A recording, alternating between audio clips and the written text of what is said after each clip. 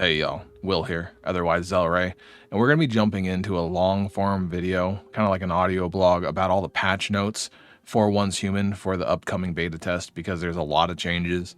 And even if you were a beta test 2 player, beta test 3 has a lot of new stuff, a lot of optimizations, and a lot of changes that you will want to know about. And let's be honest, reading through that whole thing is a slog. It takes a lot of energy.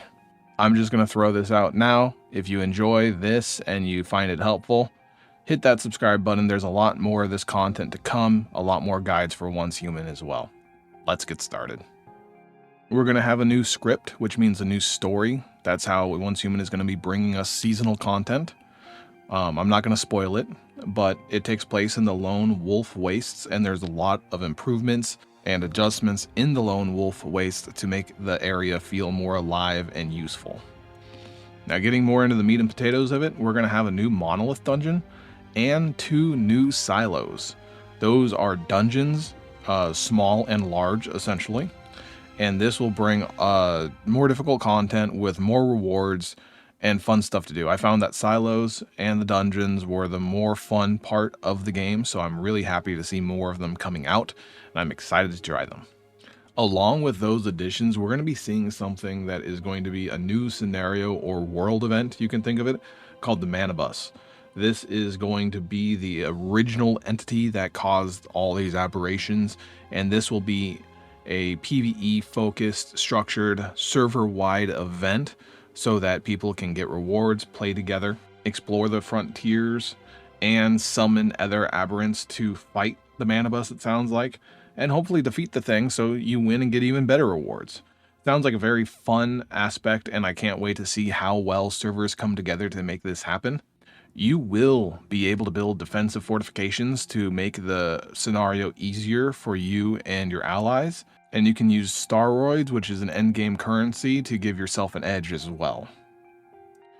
Okay, jumping into seasonal changes and adjustments. This is pretty short and sweet, but seasonal phase rewards are going to be phased out. Instead, your earnings are going to be done through exploration and findings and just playing the game, which I prefer. And seasons are going to be done in 6 phases rather than, I think it was 8 or 9 phases. So they're not making it as enormous in a sense of micromanaging. They're going to kind of pave out the different phases so that it makes sense and makes it easier for players to get into it. With this, people were worried about near the end of seasons, people would stop playing, servers would die out, and you wouldn't have people to play with and do these world events. They are going to be looking at fixing that with something called these mirror worlds, which are essentially, it sounds like server mergers, so that the worlds will always have enough people to do what they need to do, so you won't have dead worlds. Those will be merged into the more active worlds while the player base goes down each season. Early season, people are very active. That tends to die down, especially once all the season objectives are completed and people are just finishing up their tasks. So this is going to be a good way so that no matter what time you get into the season, if you come in late, you'll still be able to play it, get it done, and get the rewards or seasonal effects that you wanted to get out of it, which I think is a great way to do it.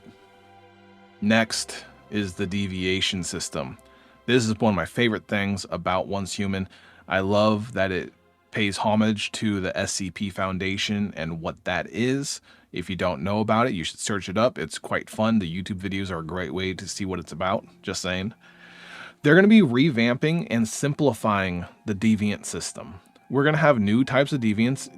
They said 11. I don't know how many we'll actually see, but deviants are going to be collected throughout and during your travels, and apparently your gloves are going to be the way to make this easier or not, so your glove equipment actually matters in this, I've seen. Deviants are going to be broken down into territory management, which is what we're used to in closed beta test 2, so I'm wondering if those are still going to be there. It's also going to be broken down into combat and exploration. That means that these deviants are going to be your ally. They're going to be following you and helping you. And also resource production, which is also more of a territory deviant. They're going to be able to farm, collect wood, or cook for you, maybe fish, who knows. But those are how deviants are going to be broken up into resource production, combat and exploration, and territory management. We're going to have a lot of different types and easier and more understandable ways to contain and make these deviants happy so they do their best for us as players. Deviants are going to also provide more formulas and buffs to our character through those formulas. It could be tactical items, it could be potions or other things that we can find from them. It's just expanding on what we do know of from the second beta test and making it more fleshed out and more apparent that they're a very useful and core mechanic of the game rather than something that you do when you're bored. Deviants, I can't wait to see how they're going to progress. I did hear that as seasons expand, they're going to release more and more deviants, which means that we're going to have a very rounded experience and many different deviants to choose and play with to fit our styles of play. Next, we have Eternalands. Eternalands is a very big fix for a lot of worries that I heard and I personally had in the previous beta test. I thought, well, if seasons are going to be completely separate from each other and we're going to go into essentially a new universe per season, what are we going to do about our lost homes, items, formulas, recipes, blueprints, all these things we work so hard to achieve and get? What are we going to do now? Eternalands was mentioned, announced, and this is the answer.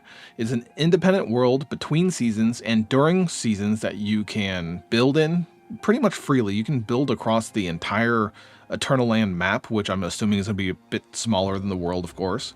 And they say unrestricted, but there is going to be a limit on building pieces during the beta, so it's still in testing. They want to see how far they can expand it and how big they can make it. Building freedom goes to the entire island. You're not stuck to a territory anymore like you would in the overworld during seasons. You can blueprint your constructions and share them with other friends and people. So if you find the best farm you can and you want to share that because other folks don't understand how farming works, you can do that. You can do that with your crafting centers or anything else that you feel would be a good way to provide the community with ease of access for things that might be a little bit more difficult to min-max, essentially, in buildings. Astral Sand is the currency of Eternalands. This is obtained by doing quests, it sounds like, within Eternalands and also selling overworld goods from seasons that you don't need anymore. These are going to be allowing you to access building materials and probably recipes or maybe other blueprints to make your Eternalands look more lived in or fancy with furniture and other items that you would be placing into it. You can invite friends over to your own Eternaland, make racetracks and combat scenarios and all these different things to allow people to enjoy Once Human with their friends while seasons are at a low point, or you're just not interested in the season and you want to do something else. I think this is going to be a great way for crafters to be able to really focus on what they want to do and make really, really interesting buildings, constructions, and ways to essentially just share fun stuff with the community. I think this will be a great addition, and this is a huge salvation to the game, in my opinion. I hope it works out very well.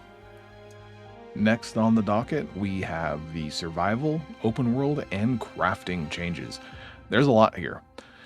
One thing, and probably one of the more important things we'll be able to do, instead of completely resetting our mimetic tree, which is our progress tree and what blueprints we get access to through our progress, you can reset nodes individually. So if you made a mistake, you can go back one or just take one away and place it where you meant to place it, which is a huge benefit. Beforehand, you had to redo your entire skill tree for any simple mistake. You'd learn about mistakes. This is all a learning experience in beta. We don't know what we're doing. We're trying to see what works best. Being able to individually reset things makes things a lot easier and more simplified. Along with that mimetic tree, all rewards are unlocked by seasonal server progress rather than individual boss kills, which I approve of, because sometimes you needed the thing after the boss kill to actually kill the boss, it felt like, or you just had to do your best and really put on your try hard face. Like you had to try. You had to put a lot of effort in to just eke on by so you could progress with what you needed to do, especially if you're more of a crafter than a combat specialized person. We're going to be seeing with crafting too that it's going to be a lot more robust. You're going to have more materials with different effects for every item you can build, so you can specialize your items to follow certain traits that your character is trying to follow and exploit, which is going to be great for just uniqueness between characters, to be honest. I'm also hoping this will allow us to take a tier 1 weapon and turn it into a higher tier weapon by using higher tier materials. That would be a very nice thing to see as well. I'm not sure which way they're going to play it, but either one is a benefit and definitely an advantage compared to the old system. With character progression, mimetic points aren't only going to be solely from leveling. I won't say solely. It used to be like 85 to 90% of your mimetic points are going to be from leveling. Now they're going to be more from exploring, crafting, building, capturing deviants, progressing your seasonal status in the server, and things of that sort. So leveling does matter, but not absolutely as much as it did beforehand when you're trying to level up perks for your character, which again is just a nice quality of life thing, so you don't have to feel like you had to chug along on your levels to be able to do the things you want to. Now here is a big thing with leveling and your perk tree. They're going to add something called a mimetic specialization. We've only seen a couple of these be announced of what they're actually going to do. And what we've heard is that you can have a perk that will add extra carry weight to your character, and also another one that will allow you to have extra healing effects from the craftables of the stations that you craft. Then you can dole those out to your allies and friends, so you can actually have your alchemist character. You can have your pack mule character. Maybe you can have a higher damage creation character. So you'll have like a smithy almost that will want to produce your weapons for you instead of you just getting a basic weapon type. These are all going to be interesting specializations, and I'm curious to see how many they implement and how they can be combined in a hive atmosphere so players can benefit each other as much as possible. I like this mutual benefit of specialization, so one character can do X and then the next can do Y, and it will work out just fine for both sides. They're going to be adding a bird's eye construction view as well for our base crafting. And also with base crafting, I touched on this earlier, but you can publish your blueprints for others to use. You can customize a cover picture, a name, tags for people to find it easily, and then allow other people to use your creations to make things easier for everyone who's playing the game if you just have figured out the most spectacular way to do something. I really, really like this, and stating it twice is okay in my opinion. It shouldn't be underestimated how powerful that can be to allow people to do really cool things easily rather than busting their brains trying to figure it all out for themselves. Finally, on crafting, you can take local designs from your overall base and transfer those specifically into blueprints. That means previously you could only transfer a base as a blueprint. So if you wanted to make a small module, you had to make your whole base be that module itself.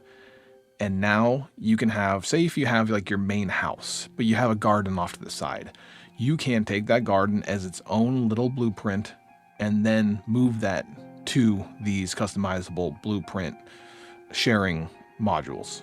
It'll be much easier, and you can choose and pick what you want in it instead of having to move everything out of the way like you're hastily cleaning up your bedroom and throwing everything in the closet.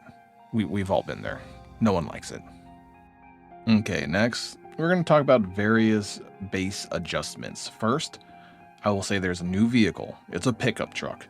This pickup truck can allow for base foundations to be put onto it. And then, with those base foundations, you could place turrets on them, and they will be workable on vehicles of any sort, not only this truck. That's one of the adjustments they have made.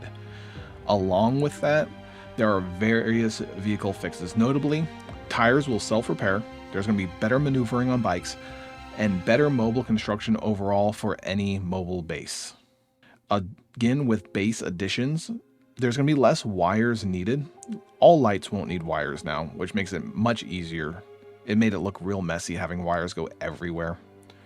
We're also going to see more types of generators and better generators than what we had. What they had in beta test 2 were solar generators and biomass generators. Biomass required you to physically add biomass to them, which was a little bit of a pain in the butt. And solar generators were the better one because they were hands off. However, solar generators were better for the most part. It just made everything automated. I hope that the devs are seeing that automated power and facilities makes things a lot easier, and they've done a good job already trying to make that apparent. Yet, we're going to be seeing hydraulic generators and also stardust or star crom generators. Those will probably be the best, but they require a specific resource that's hard to manage, while the hydraulic generators means that you have to build your base on a river to be able to benefit from hydraulic power generation. They've added some changes to liquids in the game, especially liquids that you can collect.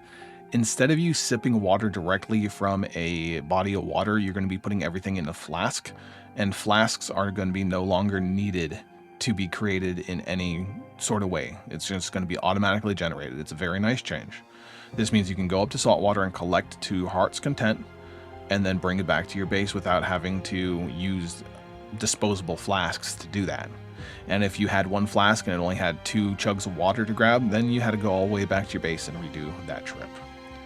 With that, they're adding oil and acidic water along with water and salt water, which we've had before.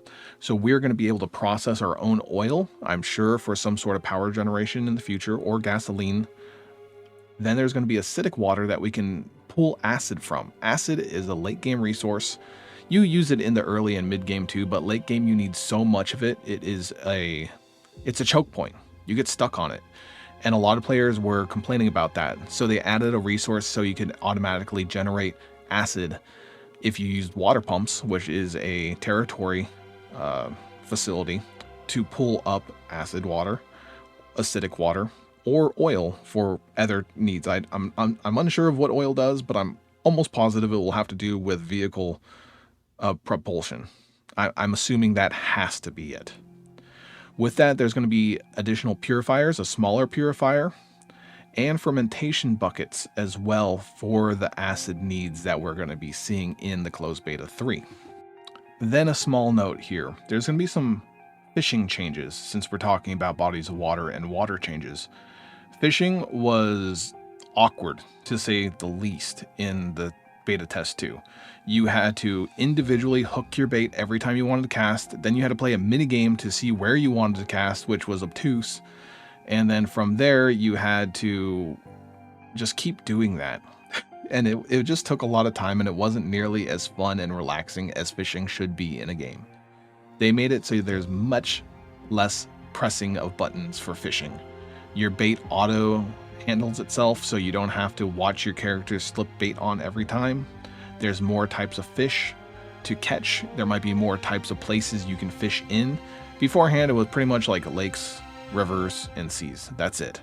I'm hoping they open up more like brackish water, ponds, and you get different types of fish in those different areas. So you'll see fishers all around rather than in very small points of area to be able to get the best mass of fish that they could as quickly as possible.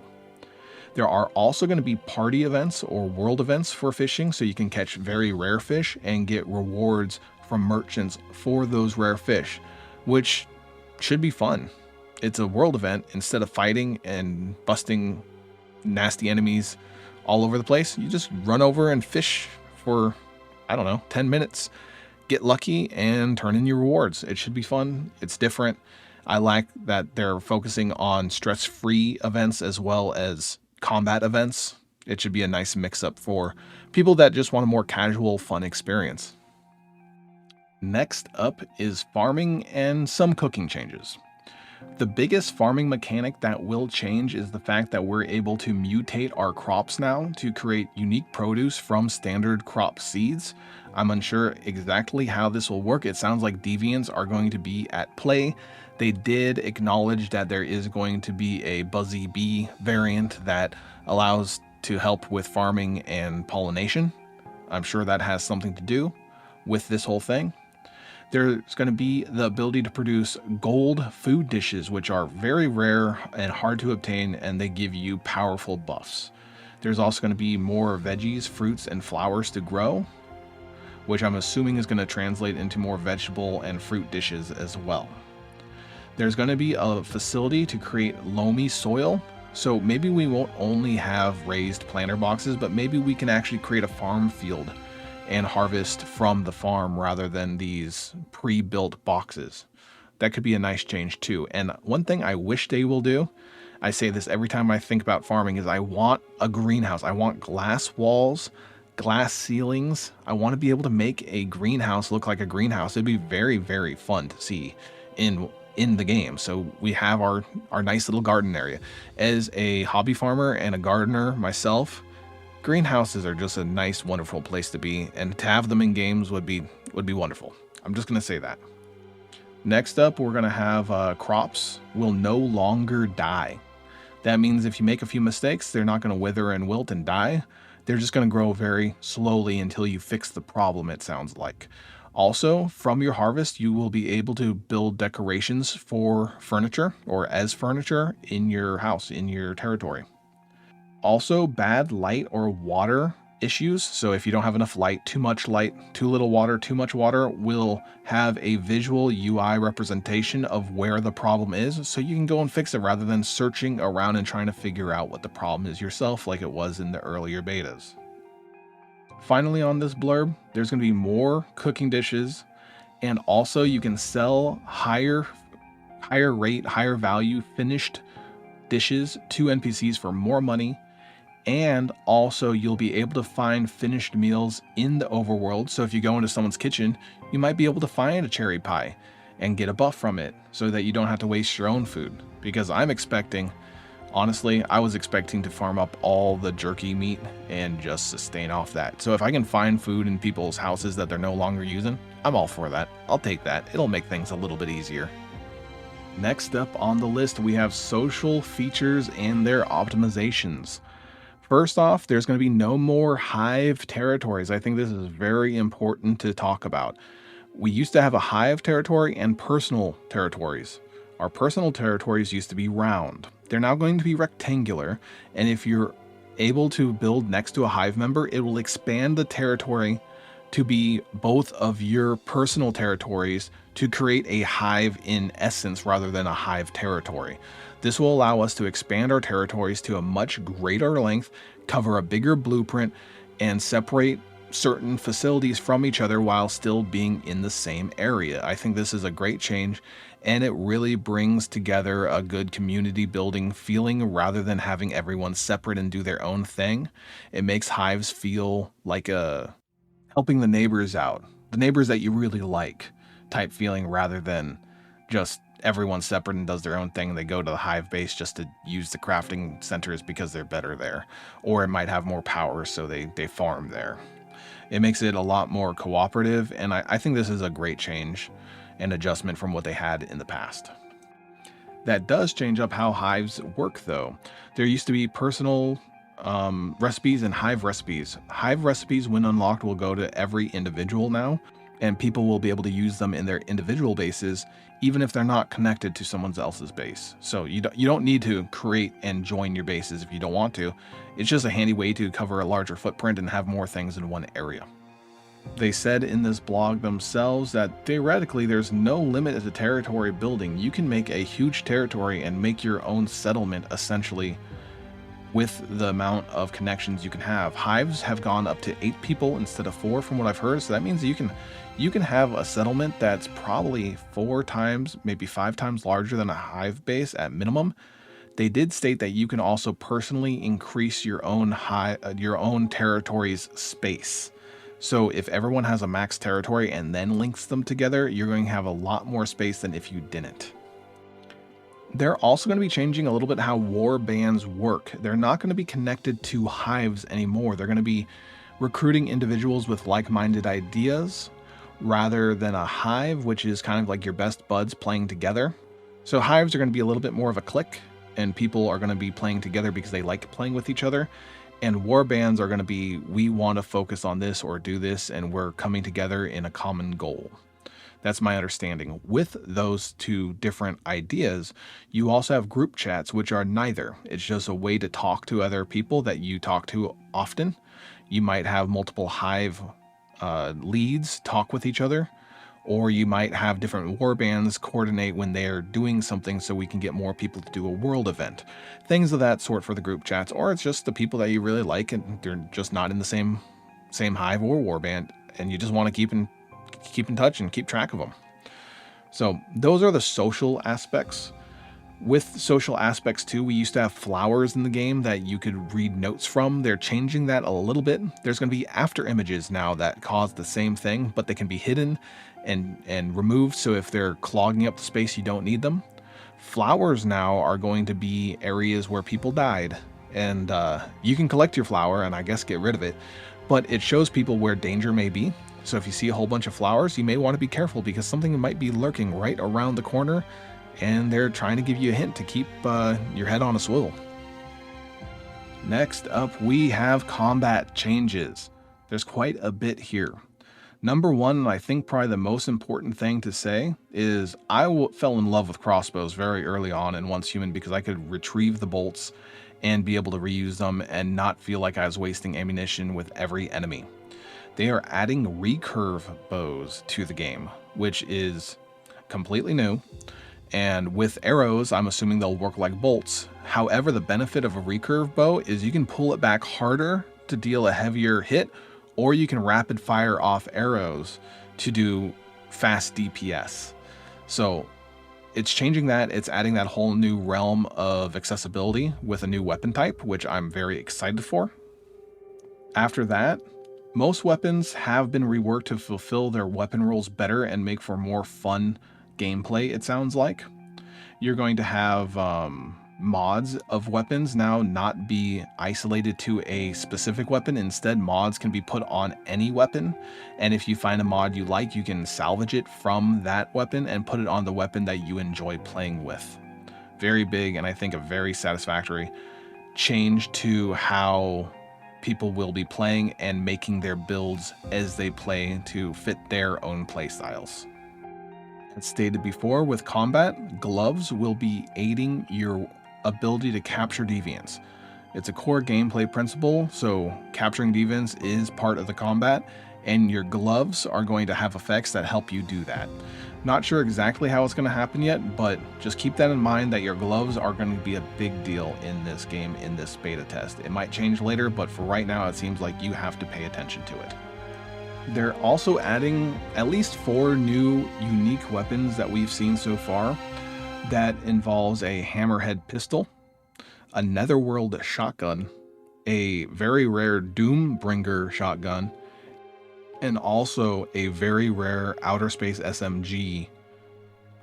These 4 weapon bases, I'm assuming they're going to be, rather than be fully kitted with unique mods because of the mod changes that I just talked about, will offer new gameplay elements, and we're not sure what yet, but it'll be interesting to see, and I hope that they're going to be more easily accessible compared to how the Wish gotchas were earlier and made it very hard to access weapons if you weren't on top of grinding out day in, day night the materials needed to do the gotcha pulls.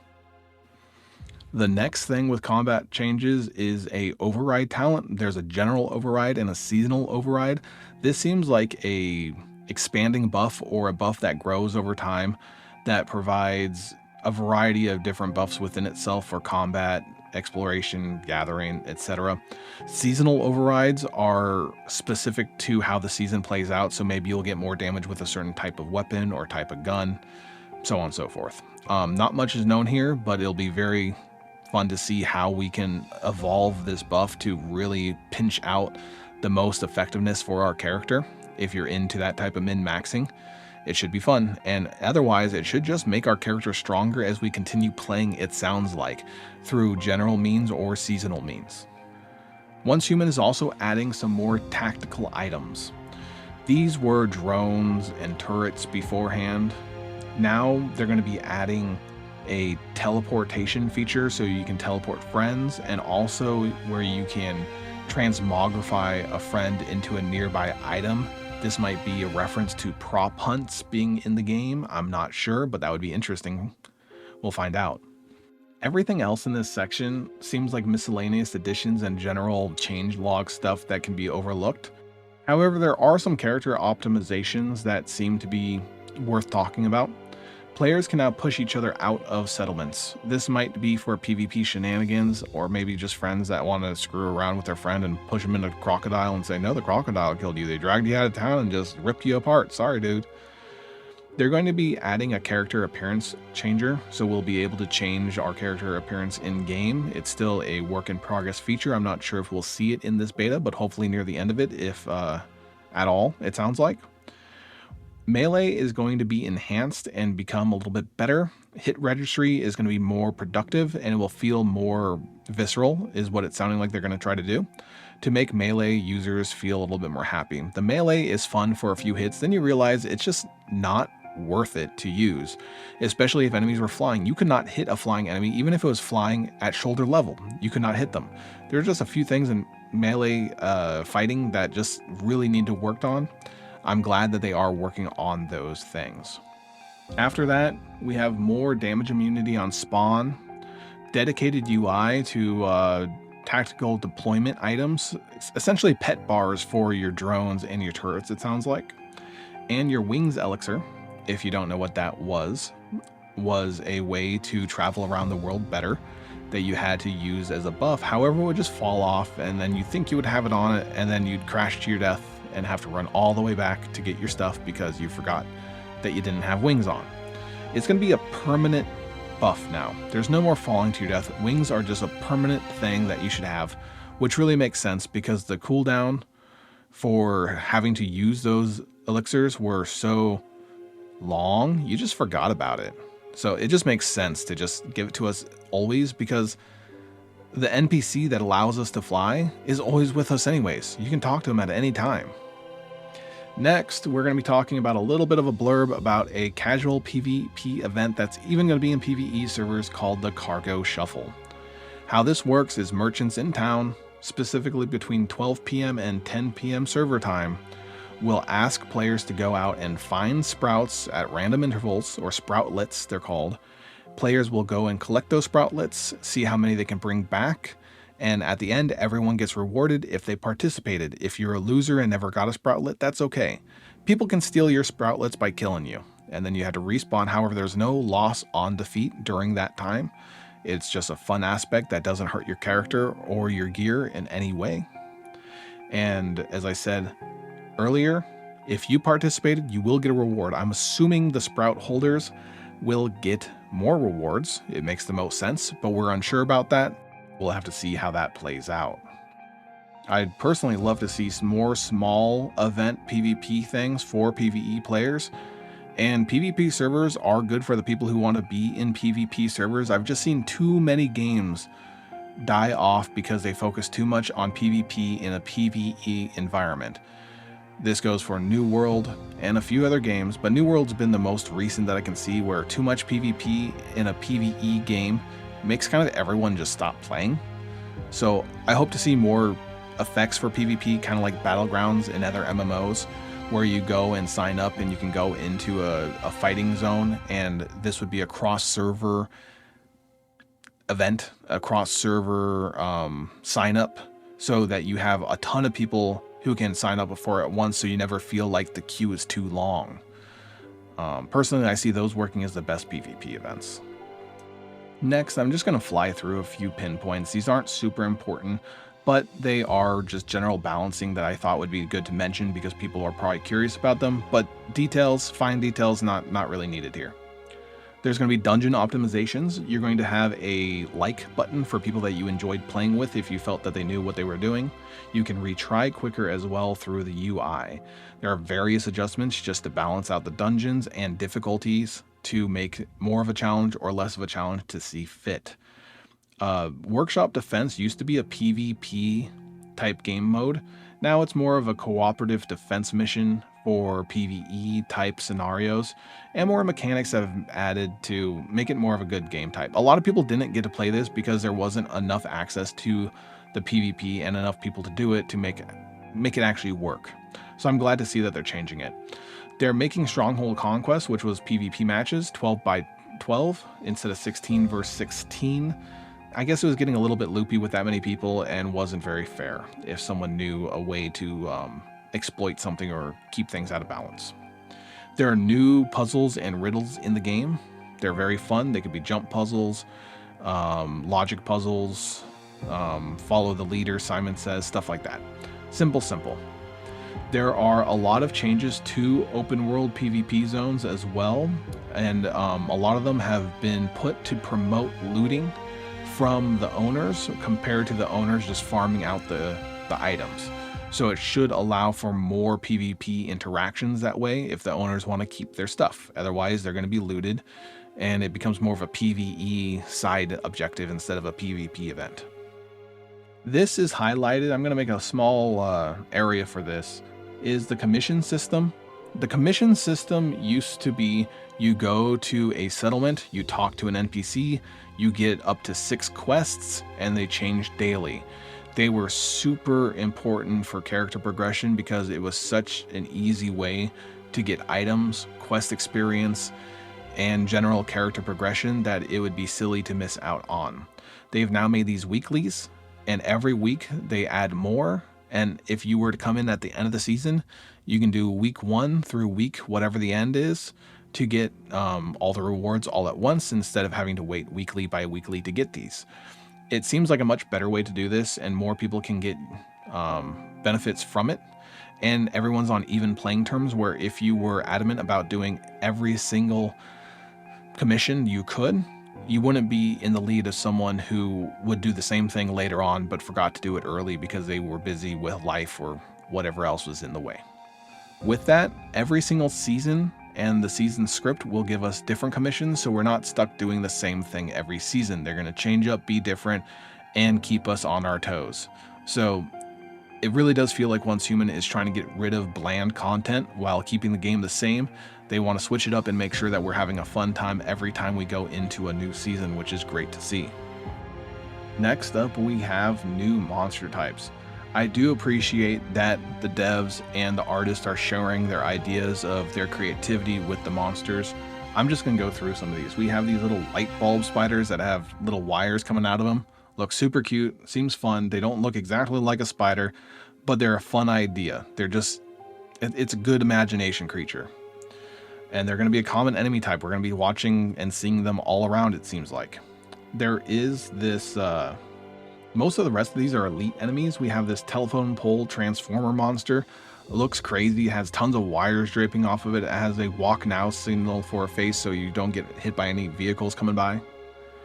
You have an elite gotcha machine that has a teddy bear falling out of it that kind of walks around like a mimic, it seems like. So these are just fun ideas. The next one, we have a blistered fat guy that is just, he has a big old overheating turbine for a face. He might have a giant flame tunnel attack that might be able to hit people. You got the 4 casters. Just weather forecasters, but there's 4 of them linked together. I bet they'll be putting out different weather effects like lightning and thunder and maybe tornadoes and earthquakes maybe. You know, these are fun things to kind of think about and how they're adding creatures to make it a fun time for players so that they get variety in what they're doing instead of the same enemy time after time again, which we see in so many games now where they're AAA titles. You spend $70 and you have about 12 different enemies to kill over 60 hours and maybe a few more bosses. But overall, I like to see variety, and I'm glad that they are putting in variety earlier rather than asking to do it later because players are just tired of shooting the same basic zombie model over and over again. After that, we have a boss enemy. This is a Wonderland guy. Balloons, big dude, chunky. So I'm not sure where this will be, but maybe an intro to Eternalands or just later on in like a carnival setting. Who knows? They also hint at a securement silo siren boss too, which might have been what I linked as a picture right in the very beginning of the video about the new boss that they were bringing into the game. And I assume that there's going to be much more than just one boss they're including. I've been seeing hints at multiple. So they are adding a lot. It's not going to be the same old, same old. We're going to see a lot of new things in this beta. Finally, and next up, we have optimizations. There's going to be so much more map functionality for searching and finding things using the map. There's going to be search functions, go to this quest quickly, so you get kind of like a beeline way, you know where to go and how to get to it. There's going to be featured events on the map for active world events when they pop up in their own little UI menu. There's going to be improvement to late game map exploration, more animal distribution. There's going to be more geography and terrain to look at and enjoy, scenery to kind of take in. Waters will be easier to fish instead of some waters just not having any fish, or you couldn't even put a lure or bait into the water. It would just come back and say, nope, that's the wrong spot. Oil reservoirs are going to be added to the game, as I was saying earlier, and then you can take an oil pump, which is a territory device, and pump oil to do things with. Better pathfinding, more landmarks later in the game, more gatherable items, more fauna. Foxes, ravens, jaguars, and capybara were what they were mentioning right off the top of their mind. The main story path is going to be simplified, and more tutorials are going to be added simply just to make sure that people don't get lost in what they're supposed to do. I can think of a few main story quests that threw so many people for a loop because they didn't understand what they had to do, where they had to find items, and you just had to understand where it came from, because you opened a random chest and it appeared in your inventory, and if you weren't paying attention, you don't know where it came from. These things are fixes that were needed to happen. We're also going to have on the map, I should have mentioned this earlier, but maps will list settlements and all the NPCs in that settlement. Rift Anchors were kind of big story quest things, and they're going to be easier to understand as well. Deviants are going to be more unique and have more properties to make them unique. And the gathering will be more streamlined, less clicks, and chests are going to be easier to find and open without having to find keys that are obtusely hidden in the world as much. There's probably still going to be quite a few puzzles that they have where it makes sense for it, but a lot of chests were locked behind things that you didn't know what you had to do. You just unlocked them over time, and it was like you find this out and figure it out, or you don't get it. And most people didn't know what it was because they just gave up because it was too confusing. Certain people did, certain people didn't, but it's a beta. Guides didn't exist for everything, and it makes it difficult for people to try to figure it out. After that, we have some outfit optimizations and wish machine optimizations. Outfits you can try before you buy. You can try and then figure out where you need to get them from if they're achievable without a store type means where you have to use currency of some sort to get them.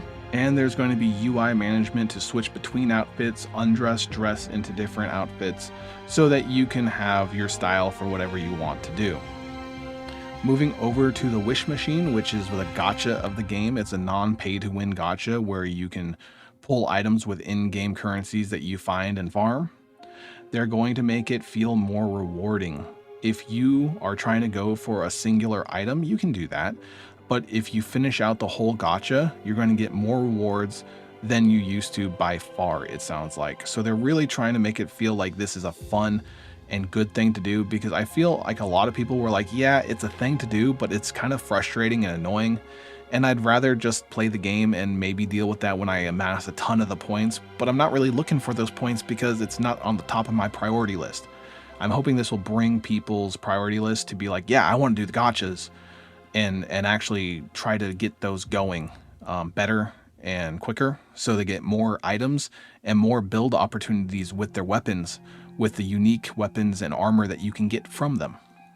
And with that, after a whole bunch of talking, oh man, a whole bunch of talking, we have gone through that large amount of patch notes. If you're still hanging around, first off, thank you. Secondly, we want glass greenhouses in the game, in the comments, just so I know that you actually might have listened to the whole thing. I doubt many people will do that, but that's the one thing I want to see in the game. With all that though, thank you for hanging out today. We've got a lot of information going. This is being released right before the game was supposed to release on April 3rd. However, it did get pushed back 24 hours until April 4th so that we had a better launch. So while that is disappointing to a lot of us, it's understandable. And if it makes for a better gameplay experience, I'm okay with it. Have a great evening, or whatever time it might be where you are, and I'll catch you later.